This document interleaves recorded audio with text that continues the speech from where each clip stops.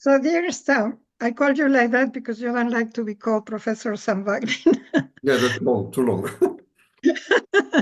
So, so then I, um, I deeply appreciate that you allowed me to put some questions to you.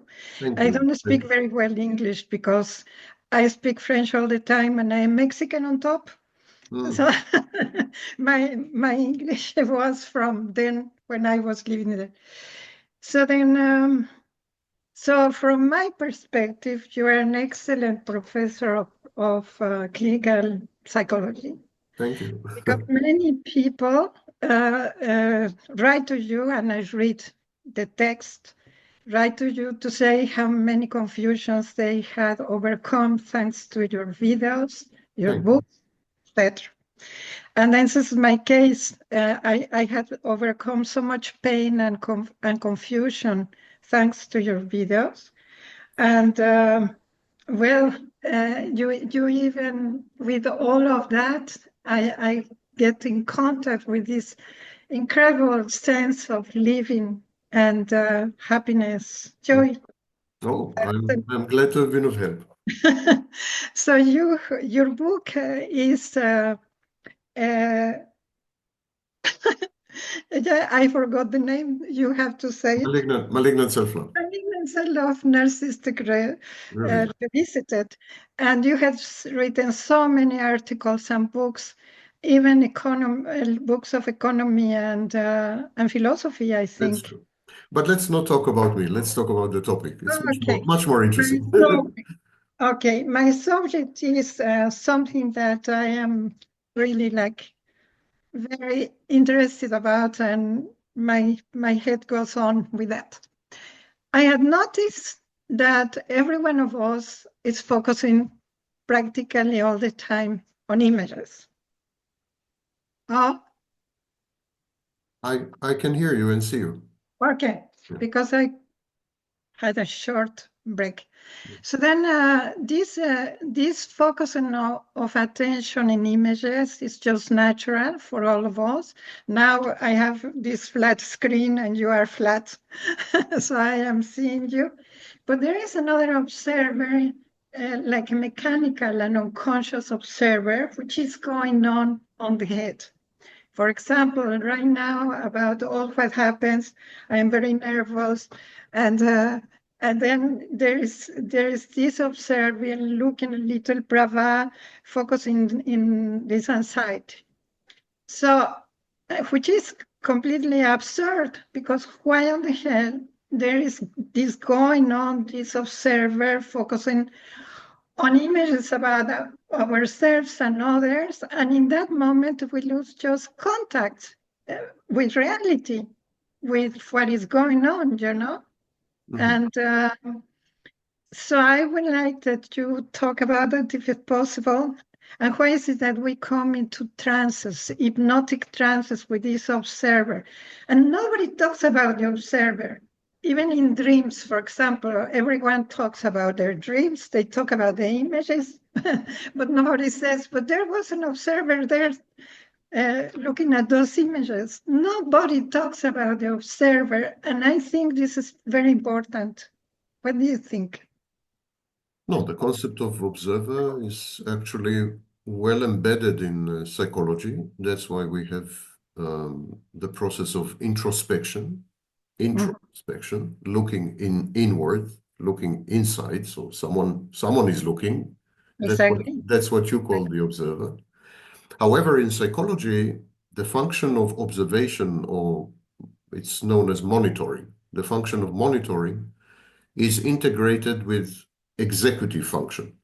In other words, in psychology, there is some entity, we are not quite sure what, in a minute I'll talk about, but there's some entity that monitors the situation internally and externally, provide feedback, and this feedback is used to decide on a behavior out of a repertory of behaviors, to decide on a behavior.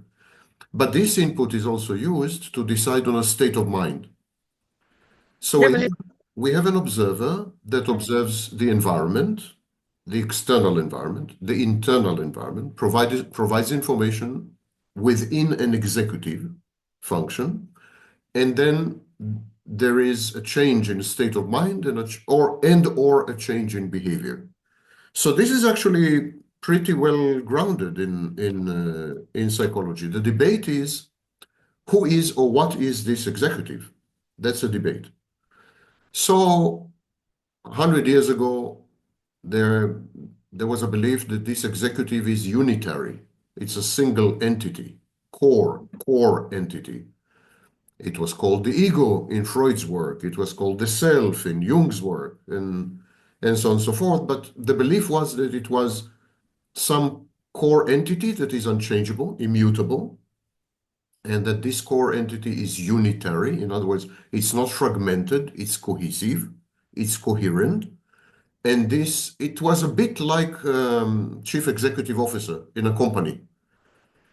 But this belief was challenged, has been challenged in the 60s, 70s, 80s, and 90s. It's been challenged on multiple fronts.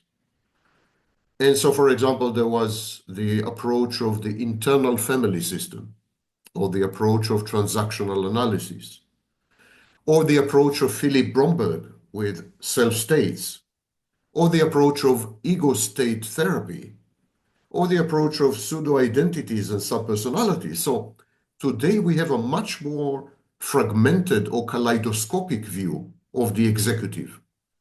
We think that the executive is more like a theater troupe, like a group in theater, or like the actors in a movie.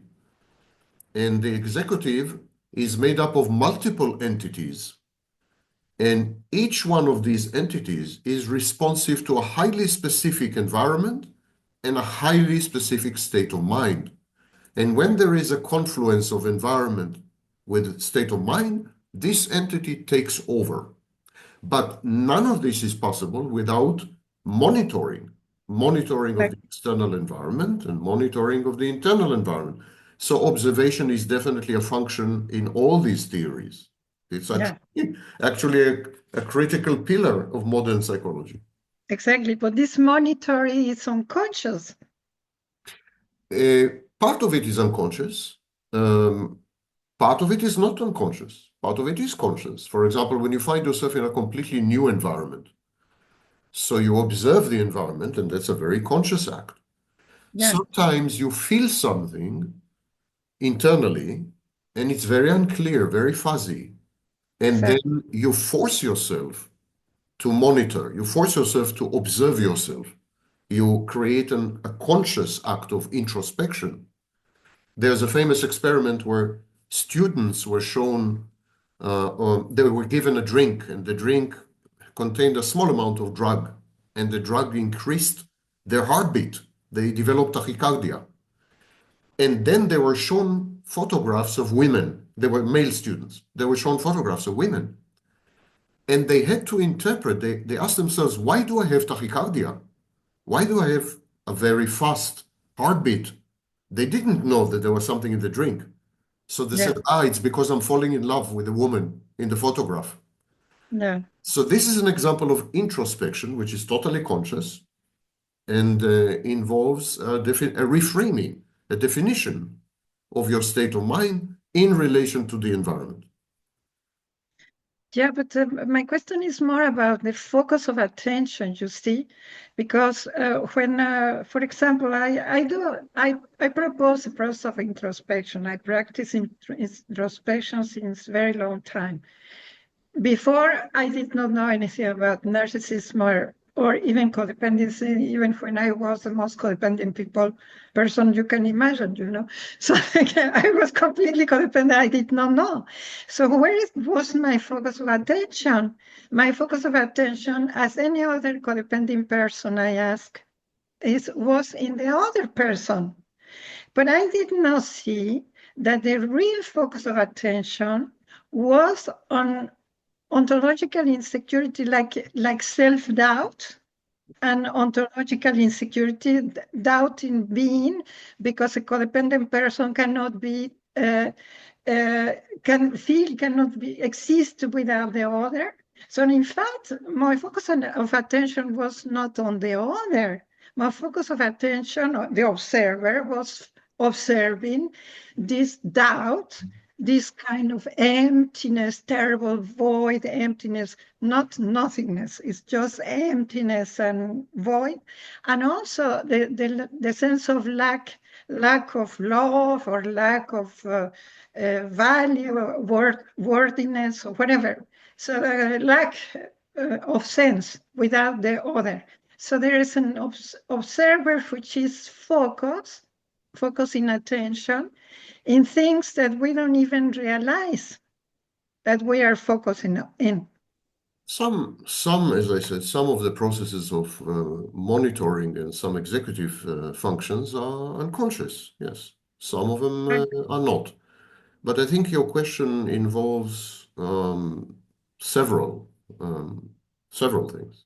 One of them is, of course, attentional narrowing.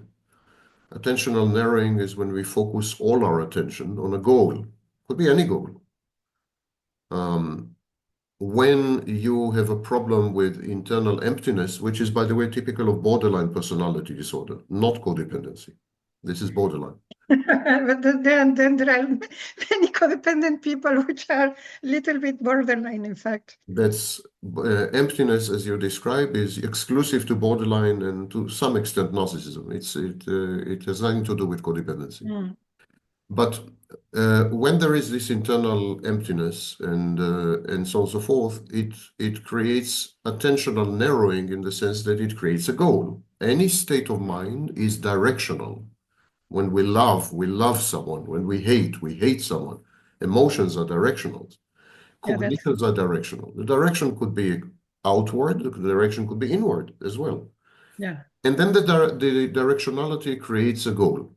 And then the attention is focused on the goal. If you fail to regulate yourself internally, if you fail to regulate your emotions, to stabilize your moods, if you fail to have a stable or predictable sense of self-worth and self-esteem, like in the case of narcissism, then of course your goal would be external regulation.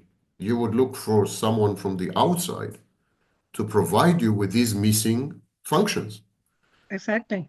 But that's why you say these missing functions are there in my observation. I don't know, but my observation is that these functions or this way of being is related to this ontological insecurity, like the unconscious focus of attention of the observer is ontological insecurity. How can someone think that they don't exist, or that they don't feel love, because love is in that what I am. I mean, love is there. So how can you think that without the love of someone else, and especially if it's a narcissist, which is kind of impossible? It's a solution. When you are unable, as I said, when you have this emptiness or black hole, when you don't have a sense of continuous existence, because ontological insecurity is about the continuity of existence. You feel that you exist, but there's no continuity. There's no narrative, overriding narrative. So when you have problems with what is known as identity diffusion or identity disturbance, then you would look for a solution.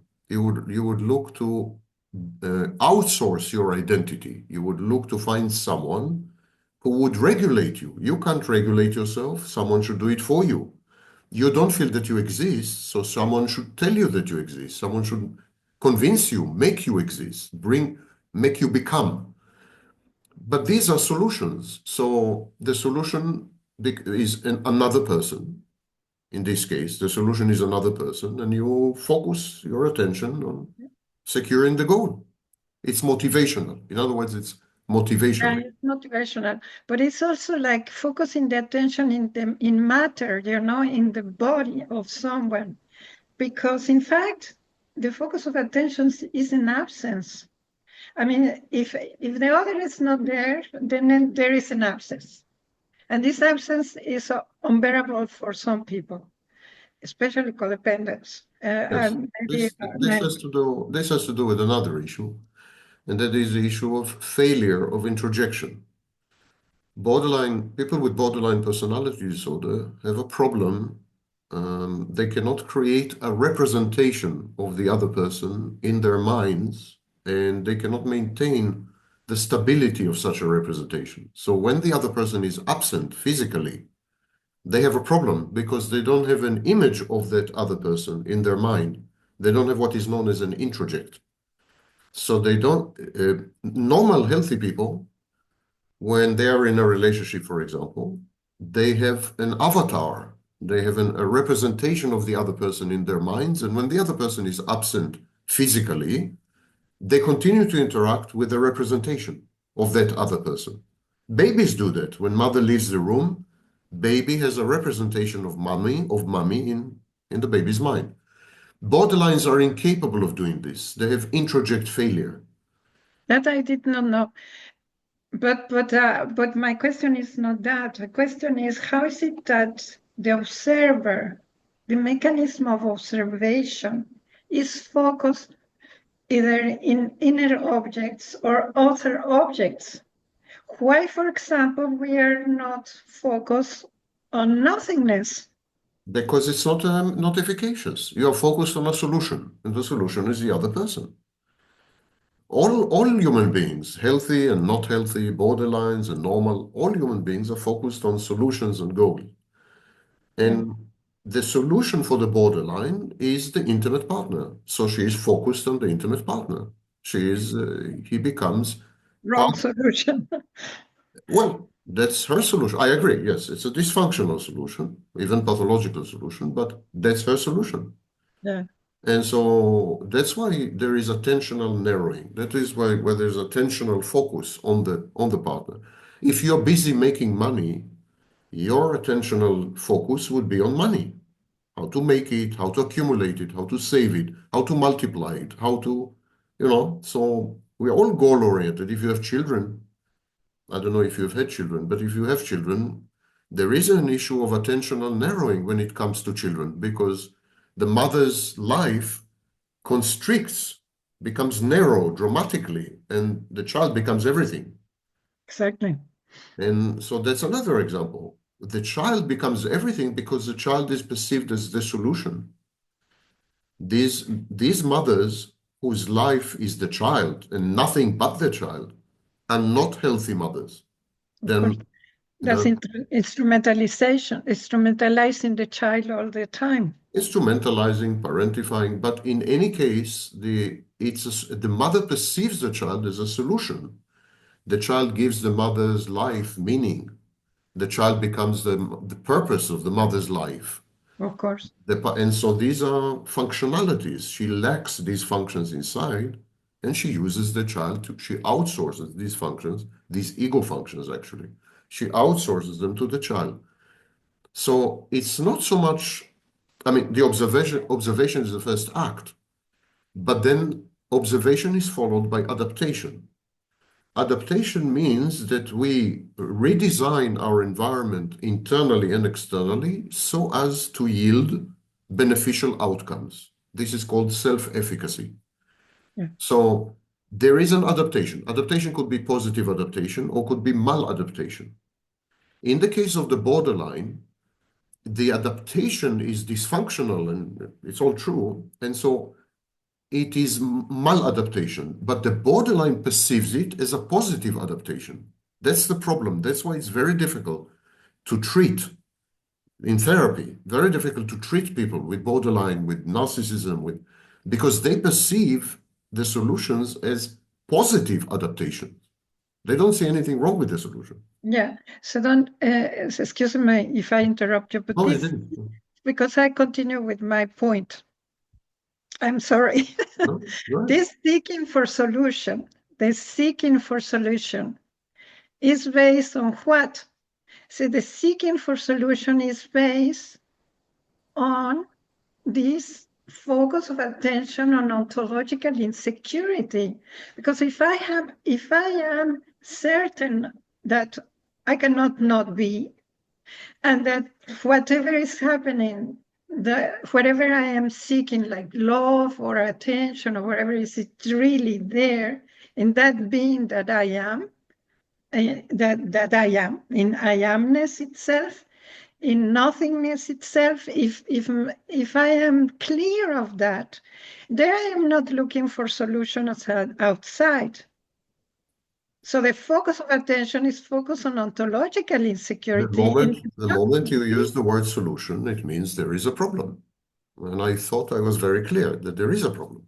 There is emptiness, there is dysregulation, there is. Exactly. And the borderline adopts a solution that is founded on life experience. She has tried it before, starting in childhood usually, and she thinks this is the solution. When I say she, half of all borderlines are men. Borderlines think this is the solution. And but the solution for borderlines, or the solution for narcissists, or the solution for codependent people, or whatever other person, is all of those solutions comes from having origin in something. And this is my I'm point. sorry, but I feel that we are moving in circles. I agree that there is a problem, of course. Solution means there is a problem. Otherwise, what it is that you're trying to solve? Of course, there is a problem. Yeah. And the problem is to believe that there is not existence, or there is. It's one of the problems. It's definitely one of the problems. There is an issue of internal emptiness and so on, and discontinuity, which is ontological insecurity. And so that's one of the problems, but it's not the only problem. No, not at all. For example, another problem is the inability to regulate emotions. Emotions overwhelm the borderline. Another problem is labile moods, ups and downs, cycling. And there are many other problems. The borderline uses people outside, especially intimate partner and special people. Borderline uses people to solve all these problems, not only one, but all of them. Same with the narcissist. The narcissist uses people to solve all these internal problems. The internal machinery is not working, so the narcissist and the borderline borrow the machinery of other people in order to compensate. These are compensation strategies to compensate. But of course, there are problems, and one of them indeed is the problem of the experience of existence, Exactly. which is different in a borderline and in a narcissist. It's not continuous. It's not cohesive. It's challenged very often. It's fragile. We call it fragility. So, but this is only one problem. It's wrong to say that this is the only problem. It's only one problem. Yeah. So there are many, many problems. Yes, there are many of them. But it's still, if we could see that the fact that we cannot feel without limitation, that's what we are, is the main problem. I don't know what is main and not main. We don't have a way to establish hierarchy of problems. But it is a serious problem, of course. We call it identity diffusion or identity disturbance. Okay. Otto Kernberg described this emptiness, this existential emptiness. And when you don't have a core identity, that means you don't have an organizing principle. So your life is very chaotic. So that's why earlier in the history of psychology, they identified identity or core identity with the executive. They said you need to have a unitary nucleus, and this unitary nucleus takes care of everything. And if you don't have a nucleus, if everything is broken to pieces, like there was some giant explosion, everything is fragmented, kaleidoscopic, then there's nobody there to take care of business. And then you need other people to help you to take care of your internal business, which is a good way of describing these disorders. Yeah, I found it fantastic way to describe it, really, because this what I understood when that was one of my confusions. But there is still something like prior to limited consciousness, prior to those confusions, prior to all these core identity, which is schizoid core identity or whatever. So that there is prior to consciousness, to limited consciousness, that is beingness. I cannot imagine that someone like narcissists that are identified with a false self are not really there because there is being, someone is breathing there. Someone is breathing all the body, the millions and millions and millions of cells in the body. Someone is there. So that is like there's an obstacle to come back, the attention coming back to that what we are, isn't it? Or I think the important thing is not what exists, but whether we have access to what exists. For example, narcissists have emotions, but they're not able to access positive emotions. So even though they have positive emotions, it's meaningless because okay, so they have positive emotions, but they're not able to access the emotions. They're not able to experience the emotions. They're not able to direct these emotions at subjects. So it's meaningless to say narcissists have positive emotions. Okay, so they do. What can you do?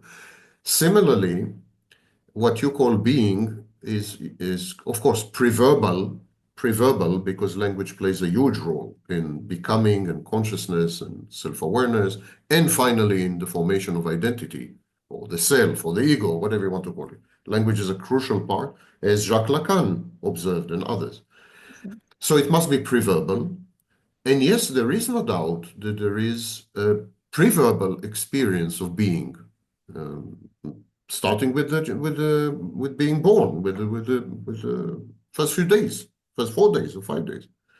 There is definitely such an experience. However, the dysfunction in borderline and narcissism and so on is the inability to access this primordial state. Not that it doesn't exist. No one disputes that it exists, but access denied. So, for example, we have this metaphor of true self and false self, which is a metaphor invented by Donald Winnicott. And so no one is disputing that the narcissist has a true self or that the borderline has a true self. But there is no access to the true self. We say that it is dynamically inactive. In other words, there's no dynamics, or to use Freud's language, it has no psychic energy. So, okay, so there is a true self. It's a meaningless statement because it does not participate in any internal process. Similarly, the borderline and the narcissist cannot access the stratum of pre-verbal being, and they consequently don't experience existence. They don't experience themselves as ontos, as existing entities. They experience themselves, I think, as a process, not as a subject, definitely not as an object, but they experience themselves as a process, which is very interesting because when you experience yourself as a process, processes are ways of distributing energy. It's an allocation of energy, basically. But processes are goal-oriented. Processes have goals. They have beginning, they have an end, and they involve constructs, and they involve... So what happens with the borderline, because she does not experience herself as an existing, boundaried, contoured entity, finite in time, finite in space, and so on and so forth, but she experiences herself as a river. She's in flux. She's flowing all the time, you know? And so consequently, because she's flowing all the time, and yet has no self-awareness and no self-consciousness and no core identity and no self, and no, she's flowing towards what? She's flowing towards the world. She doesn't flow internally because there's no inside. She flows only externally. And this is exactly what we call psychosis. Because in psychotic disorders, for example, schizophrenia and so on, in psychotic disorders, there is a confusion between internal and external. The psychotic person has a voice in his mind, and he says, it's not in my mind. It's out there in the street. He has an image in his mind, and he says, it's not in my mind. It's in the next room. I see it. I can see it, hallucination. Yeah.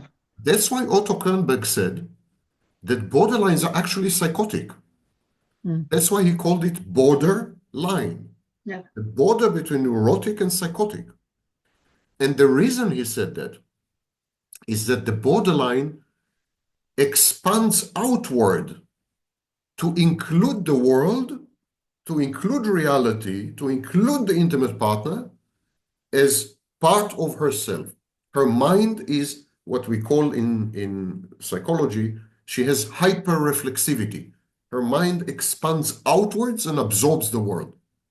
And there is a total confusion between internal and external because she flows, this river flows outwardly and dissipates in the world around her. And this is perhaps the source of the ontological insecurity that you keep mentioning. You cannot have ontological security if you're not finite, if you're not boundaried, if you are not aware of internal processes, if your internal processes are extend to the outside, to reality. And here I will finish my answer, which is very long. Here, No, that's okay. here we go back to very, very early childhood. When the baby is born, the baby is in a symbiotic state with the mother and with the world. We no longer use the phrase symbiotic state, Margaret Mahler's phrase, but it's a good phrase in my view. The baby can't tell the difference between itself and mother, between itself and the world. The baby is one with mother, one with the world. The baby also flows outwardly. We could say safely that all babies are psychotic. They're all psychotic. So the process of growing up is a process of healing from psychosis. It's a reality medication. Reality medicates against this initial psychosis, which is in the first 18 months of life. The borderline never grows up. The narcissist never grows up. So it's more than healing, is creating these boundaries. Yes, breaking the world. Progressively, the baby creates progressively. And that's why I keep saying, boundaries. yes, that's why I keep saying that when the baby realizes for the first time that there is a world out there, that there is internal, me, external, not me. Yeah. This is the major trauma in life, the biggest in my view, even bigger than being born. That's a gigantic trauma. When realizing that mother is not me, it means I cannot control mother. It means I cannot guarantee that I will have food. It means I cannot be sure of my survival. Mm. And then there are compensatory mechanisms. Initially, the baby depends on mother for survival, and consequently, he perceives mother as the guarantor of existence. Actually, in the first 18 months, the baby believes that it exists through mother, that it is mother. Her existence is the baby's existence. But the minute there is this break in the world, the minute there is a realization of this boundary between I or me and not me, at that point, the baby has to invent another mechanism, another belief system about its own existence. Because if mother can no longer be controlled and owned, if I'm not in a symbiotic bond with mother anymore, then I need to guarantee my own existence. I need to become. And that's exactly the point of becoming. The borderline and the narcissists don't go through this stage. This stage is known as separation individuation. Borderline narcissists don't go through this stage. They remain stuck in the symbiotic phase. So they don't have this. And I'm actually supporting what you're saying. They don't have this. That is a source of ontological insecurity. That's why what you call the observer, what psychology calls the executive, in borderlines and narcissists, is very primitive. It's very primitive. So obviously, because it's primitive, it's very focused, very narrow, very goal-oriented, it's like a baby. Baby wants to eat. That's it. He wants to eat. He doesn't pay attention to colors and music and Mozart, and he wants to eat. And the same with the borderline. She wants the intimate partner to make her feel good, stable, happy, regulated. That's her goal, and that's her entire existence and dependence. Entire existence depends on a regular flow of feedback from the intimate partner. The minute it is disrupted because he has to go to a business meeting, she panics. So this is the issue with the borderline, and they cannot create an internal representation. So if she has an intimate partner, she cannot say, okay, he's going to a meeting, it's okay, he will be back, because I have him in my mind. I have his image in my mind, I have his avatar in my mind, it's okay. In 2 hours, we will reunite. No such thing. There's a failure of introjection because introjection is a later phase in human development, which the borderlines never get to. I understand why you say introjection. So then the object. So then the fact is that there are people who get stuck in the little baby stage, in fact. Exactly.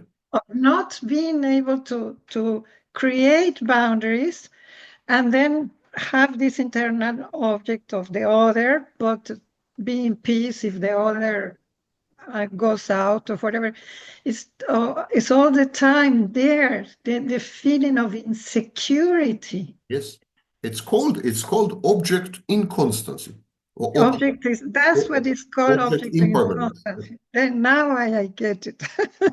And the object is not constant. But in the case of the borderline, she mainly has introject inconstancy. She cannot create mental representations. She cannot mentalize well. She cannot create mental representations of other people. They dissipate, they fade, they're like smoke. She's trying to hold on to these images, but they're like smoke. So That's she very needs.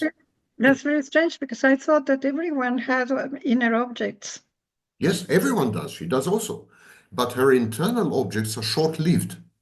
She is unable to maintain these internal objects, except when the external object is there to remind her that it exists. So Okay. as long as she is physically with the intimate partner, the introject of the intimate partner is okay, is alive and well. But she needs to see the intimate partner all the time, interact, talk to the intimate partner all the time.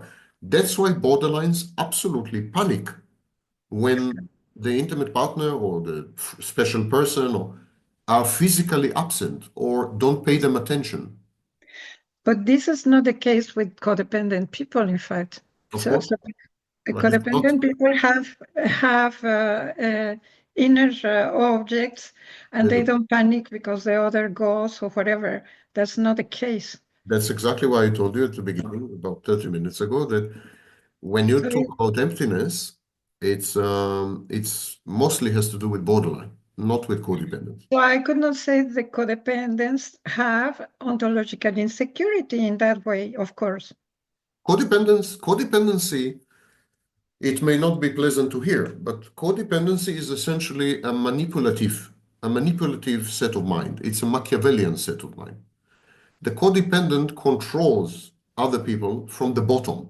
She controls other people through her neediness, through her clinging, through her helplessness, childlike helplessness. So she triggers other people to become protective, to become providers, to become rescuers, to become saviors and fixers and healers. The codependent has a set of behavioral strategies that provoke in other people parental instincts, basically. So we could reduce codependency and say that it is mostly a Machiavellian strategy, survival strategy. However, internally, codependents are much more healthy, much more mentally healthy than borderlines and narcissists and so on. Much more healthy. They have object constancy, introject constancy, they have core identity, it's no way to compare the situations. Borderlines and narcissism, These are, Kernberg believed that these are the second most serious disorders. I fully agree, fully. There is psychosis, and then there is borderline and narcissism, definitely. So the dependent people get stuck in something more later than in the time of being babies. No, they're not stuck in anything. They just learned that specific strategies guarantee specific outcomes, and they don't believe that they can obtain these outcomes otherwise. So, for example, they may have a very negative self-concept. They may think, if I don't manipulate people, no one would like to be with me. Or it's one example of a codependent. Or they may say, it's a shortcut. If I manipulate with helplessness, if I pretend to be helpless, or I feel that I'm helpless, and I need other people's help, that guarantees that they will be in my life. They will never abandon me. So at the core of such a codependent, there is abandonment anxiety or separation insecurity. There are many types of codependence. Why? Because it's a strategy. It's not a mental condition, it's a strategy. So you could have many types of people using the same strategy for different reasons, completely unrelated reasons. Exactly. But that's why some of them tells me that they are narcissists. Yes, I agree fully. Some codependents are covert narcissists, actually. And so they use control from the bottom. That's a clinical term. They use control from the bottom. You put yourself at the bottom. You infantilize yourself. You make yourself childlike. It's like in the Exactly. bottom. And they use this control from the bottom to obtain attention Yeah. from the partner. There are other types of codependents who regard the world as very dangerous and risky and hostile. So these codependents, they infantilize because they say, if I'm a child, no one will hurt me. The world is dangerous, but if I pretend to be a baby, no one will hurt me. That is a risk-free situation. So here's another type of codependency. I can continue like this for 2 hours because there are hundreds of types of codependency, hundreds. And that's why codependency did not make it to the Diagnostic and Statistical Manual. We have something called dependent personality disorder. We have this, but it's actually not codependency. It's quite different, clinically quite different. Wow. So our sense of I will the Ay, ay, same. ay. Ay, ay, ay. Mexico, our sense of I depends of all these, for example, the monitor or executive and all the process of creating boundaries and of whatever has happened in childhood. So in fact, many people in the world age regressed, in fact. It's very, very true. So many processes, components, input from the environment, contributions of other people, starting with mother. So many people are involved in the formation of the self, if you want to call it the self. Never mind, we use the word the self. So many people are involved in this that it can easily go wrong. The formation of the self can easily be disrupted and often is. There are studies that show, pretty recent studies, that show that about 70%, 70% of a population are clinically and technically children. They have never grown up.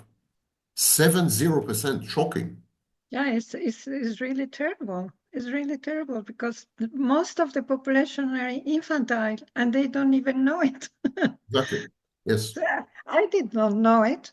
I mean, when I was, I don't consider myself actually age regressed as I was, but as soon as I will enter in relation with someone, I will age regressed Yes. completely. Yes. And I did not know that. Even when I had studied the fact of age regression and whatever, I was completely unconscious. It's incredible. In some types of individuals, for example, narcissists, they induce in you regression intentionally. But at the same time, they demand that you will be the mother. So they want you to be at the same time, mother and child. Yeah. And they regress with you. You help them to regress because you become a maternal figure. And at the same time, they regress you because it gives them power over you. And they become your parental figure. And this is mutual regression. And Correct. so I think regression has become a dominant survival strategy in the modern world. And in this sense, there is a debate whether narcissism is just another name for regression. There is a debate whether narcissism or regression or whatever you want to call it is actually a positive adaptation in today's world. There's a big debate about this, and there are academics who say, yes, it's a positive thing. Regressing is a way of coping with the world so that you obtain better outcomes. In other words, it's self-efficacious. Yeah, self-efficacious. But that doesn't mean that it's positive. It's called like that, positive adaptation, but that doesn't mean that It's a common mistake that people make that in psychology we don't have positive and negative, or right and wrong, or bad or good. We don't have this. I'll give you an example. If I tell you depression, I say the word depression. Immediately in your mind, depression is a negative thing. It should be treated, should be medicated, it's a bad thing. But if you were not depressed in Auschwitz, it means that you were mentally ill. Depression in Auschwitz was a totally healthy, functional reaction. of course. It was a sign of mental health to be depressed in Auschwitz. To not be depressed in Auschwitz means something was very wrong with you mentally. So here you see a situation where depression could be a negative thing, but could also be a positive thing, depending crucially on the context. Exactly. Now I understand. The Yeah. context.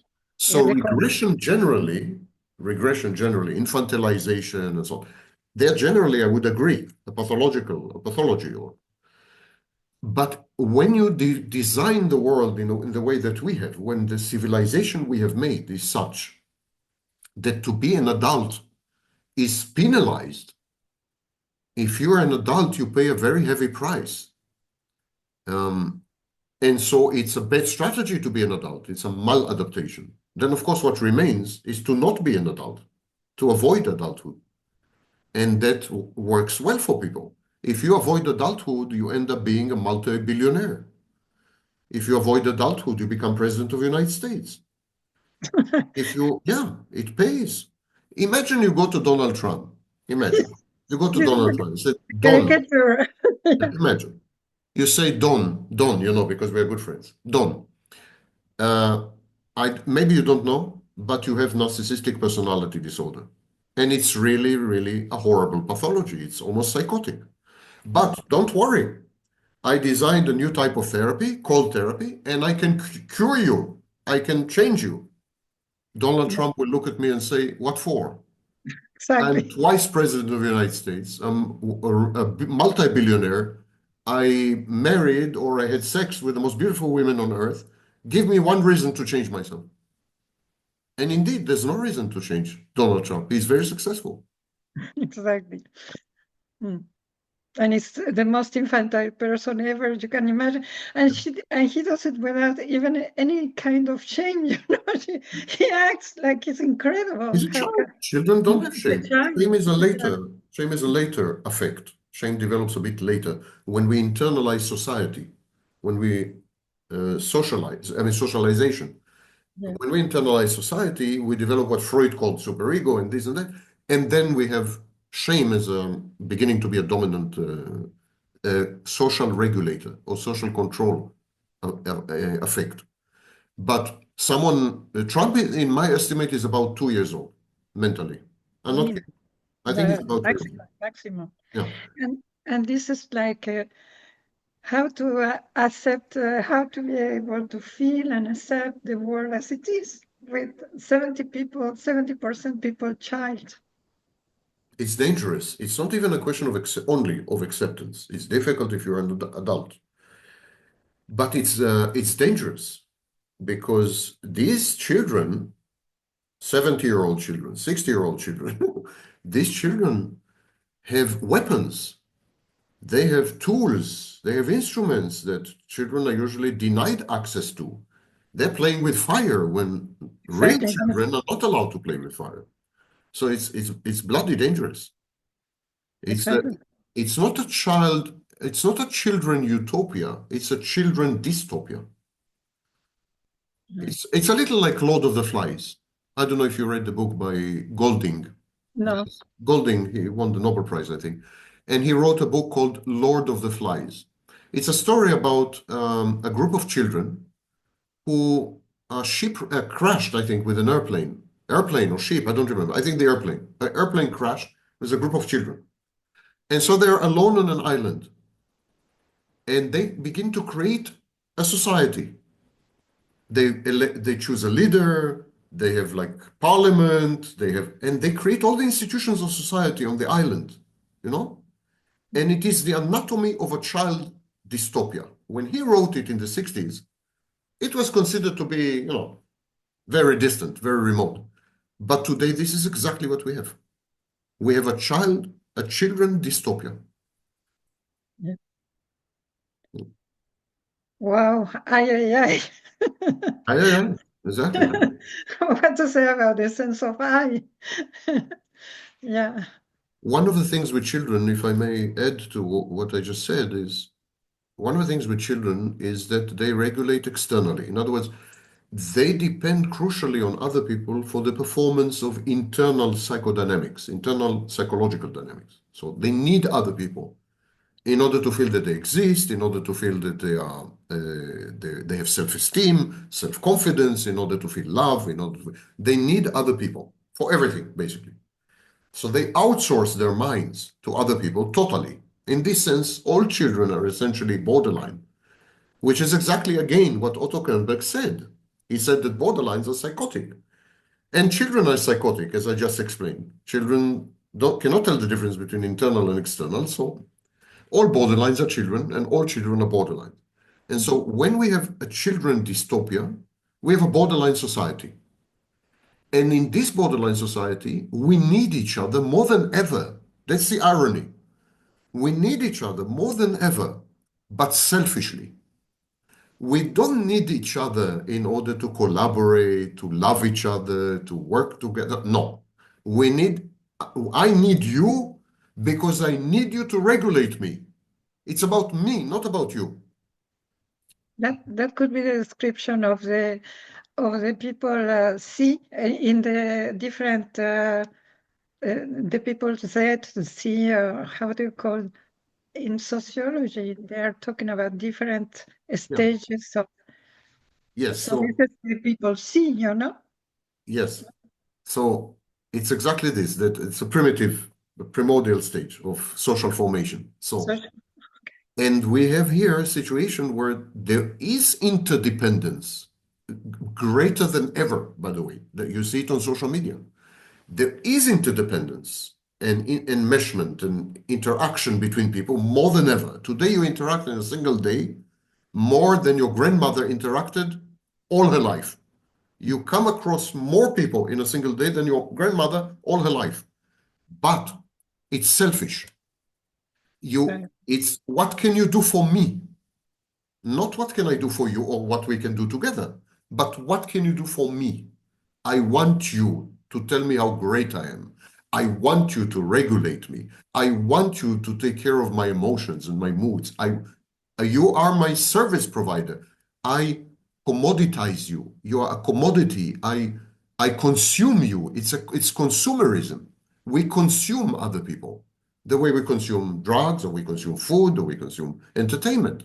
And indeed, people are becoming a form of entertainment. And that's why entertainers become presidents. You have Donald Trump, who is an entertainer. You have Zelensky, who is an actor. You had Ronald Reagan, who was an actor, etc., etc. Schwarzenegger. When the main function of the other is to entertain you, then the other can be anything. Can be a president, can be, anything. Entertainment now has replaced empathy. Entertainment replaced work.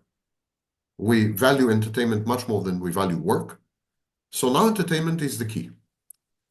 And entertainment allows you to suspend yourself. When you watch a movie, you're in the movie. You're not very aware of the environment. Exactly what you said. The attention is narrow. The attention is focused. So the whole world is a movie now. And we dissociate when we watch the movie. We dissociate. There's narrow attentional focusing, attentional narrowing on the movie in front of us. It's all interconnected. Your concept of the observer, attentional narrowing, immaturity, it's all interconnected because essentially you're talking about an infantile state of mind. Wow, it's breathtaking. And the way you explained it, I love it. I love it. I'm very attached to your way of explaining things. So could I ask another question? So then I would like to come back to nothingness, to beingness itself. So a person which is in that state of mind, with this sense of I, what can this person do to come back to beingness instead of going towards that type of behaviors? You Is mean there a person who has a self-concept, a person who has a functioning self, or a person who doesn't? no person who doesn't? Because Doesn't. person who does is naturally Yeah. established, like established. I don't find the word in English. I understand what you're saying, yes. Established in the sense of beingness. Yeah. This is part of the autonomy. Mhm. To have this fantastic sense of beingness and joy of being. Yeah. But what can a person who is not there do in order to let attention to resume, to come back to beingness? Difficult. You will not like the answer probably, but some processes can happen only in childhood. Separation, individuation, the formation of the self, cohesive constellation, integration of the self, emergence of ego functions, regulatory functions, all of them can happen only in childhood. It's not like you can say when you're 40, 45, okay, I missed the train when I was 5, you can't do that. There's no way to do that. What you can do, you can teach the individual to be more functional. You can modify certain behaviors. For example, you can teach the individual to control impulses. You can even teach individuals to regulate emotions. DBT, dialectical behavior therapy, does this. So you can teach the individual to acquire new internal functionality and thereby reducing dependency on external regulation, external sources of functionality. You can do that, but you cannot touch the core. They cannot touch the missing core. This absence masquerading as a presence, yes, this absence is there for life.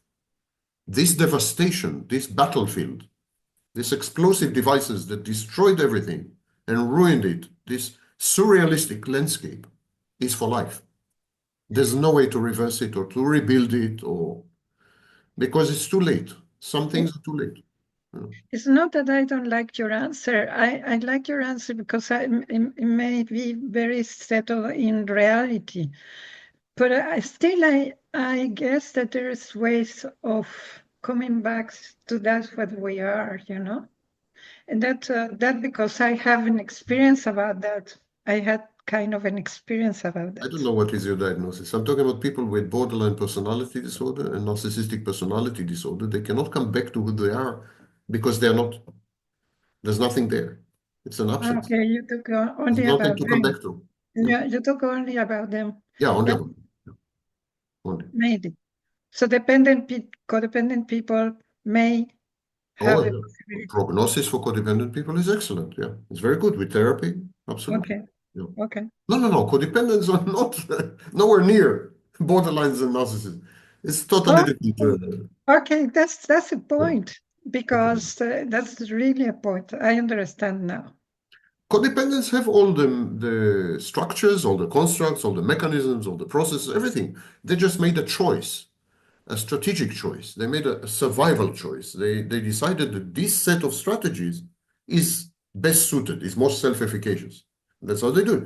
If you teach them that they can obtain the same outcomes without resorting to these strategies, some of them will change the strategies. If you expose them, for example, to a loving, unconditionally loving relationship, many codependents relax and they become more normal, if you wish. Codependency is very superficial. It's not a really deep set psychological disturbance. The borderline and narcissism are a devastation. There's nothing there, simply nothing there. Wow, this I'm not the interesting. one who says that. I mean, you have you have Thurston, you have Kernberg, you have Seinfeld, you have Guntrip, you have Fairbairn, you have Winnicott, you have, I mean, I can give you a very, very, very long list. There's nobody there. There's nobody there. Even if you go to more modern approaches like systems theory, like social cognition or social cognitive theory, when you go to more modern approaches, they say essentially the same, but they use a different language. So systems theory will say that the narcissist and the borderline, they have apprehensive knowledge or comprehensive knowledge, but it's the same. It simply means not being aware of anything because there's nothing. Social cognitive theory will say that there was a modeling failure. So these borderlines and narcissists didn't have a role model which allowed them to become. It's all simply different languages saying the same thing. The devastation, the obliteration is the moonscape, the Martian landscape of the soul, if you wish, of the narcissist and the borderline is beyond redemption. There is no therapeutic way to reconstruct this. There are no bricks even left.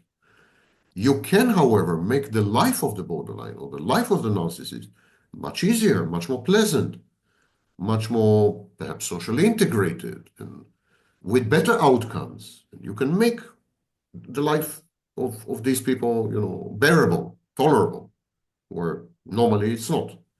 But that's more or less the limit. Anyone who says that they can heal or cure narcissism and borderline are lying.